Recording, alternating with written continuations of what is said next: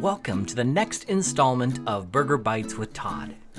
In today's video, we'll answer the question, what are some precautions to take when dealing with raw ground beef?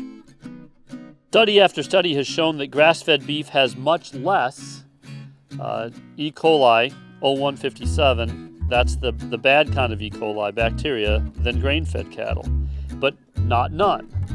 So just because it's grass-fed doesn't mean that you can avoid the same precautions that you would take with any kind of raw meat. We want to make sure that we're careful that after anything that's touched that raw meat gets washed ahead of time.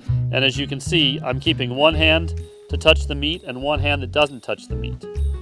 So once again, I've got pepper, I've got salt, and now I'm ready to put them on the grill. Thank you for watching today's Burger Bite with Todd.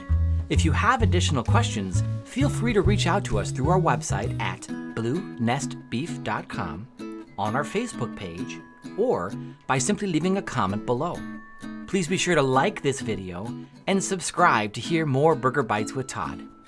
Also, check out these additional videos to learn more today.